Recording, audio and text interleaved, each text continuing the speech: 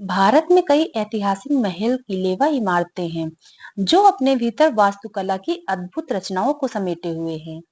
इसीलिए इन्हें भारत की प्राचीन धरोहर कहा जाता है। इसी तरह का एक महल है दतिया का सतखंडा महल। दोस्तों, वीडियो पूरा देखने से पहले चैनल को सब्सक्राइब अवश्य कर लें।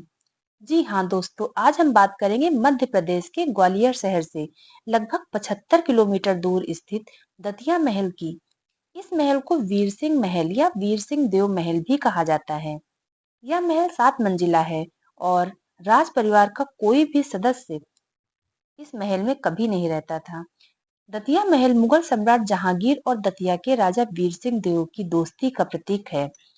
मुगल सम्राट जहांगीर के स्वागत के लिए राजा वीर सिंह देव द्वारा 1620 में बनवाया गया यह महल इंडो इस्लामिक स्थापत्य शैली का प्रतीक है। इस महल की खासियत यह है कि इसके निर्माता महाराज वीर सिंह देव कभी इसकी दीवारों के भीतर नहीं रहे। अपनी खाली स्थिति के बावजूद भी यह महल भव्यता और रहस्य को दर्शाता है, जो सावधानी पूर्वक बनाई गई पेंटिंग्स, डिजाइन और 4 अष्टकोणीय मीनारों से सुसज्जित है।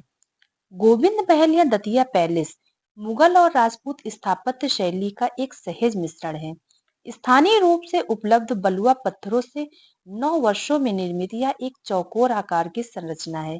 दोस्तों, इस महल के बारे में एक दिलचस्प बात यह है कि यह पूरा महल लकड़ी या लोहे का उपयोग किए बिना केवल पत्थरों और ईंटों से तैयार किया गया है। स्थानीय लोग इसे भूतिया जगह भी कहते हैं, क्योंकि इस पर कभी किसी का कब्जा नहीं हुआ। मुगल शासक शाहजहां ने इतिहासकार अब्दुल हामिद लाहौरी के साथ 1635 में महल का दौरा किया था और इसे एक विशाल सुंदर संरचना बताया था। दतिया पैलेस में कमल की पंखुड़ी के आकार के शिखर के साथ धारीदार गुंबद भी हैं, जो बुंदेला स्थापत्य शैली की खासियत है। इसके अलावा मेहराबदार दरवाजे और गुंबद मुगल प्रभावों को दर्शाते हैं, जबकि मूर्तियां और पेंटिंग्स राजपूत शैली में पक्षियों, जानवरों और फूलों को दर्शाती हैं। दोस्तों, इस महल को बनवाने में लगभग 35 लाख रुपए खर्च आया।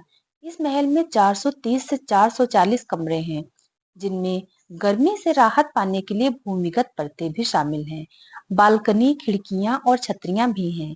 महल का मुख्य प्रवेश द्वार पूर्व की तरफ है, जहां से दक्षिणी तरफ एक झील कर्ण सागर दिखाई देती है।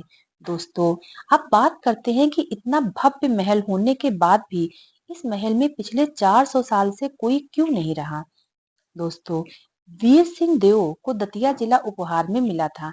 इसी वजह से वीर सिंह देव या उनके परिवार के कोई भी सदस्य इस महल का कभी उपयोग नहीं किए। बताया जाता है कि एक बार शहंशाह महल में आए थे, तब यहाँ एक रात रुके थे। तब से यह महल वीरान पड़ा हुआ है और इसीलिए इस महल को बदनसीब महल भी कहा जाता है।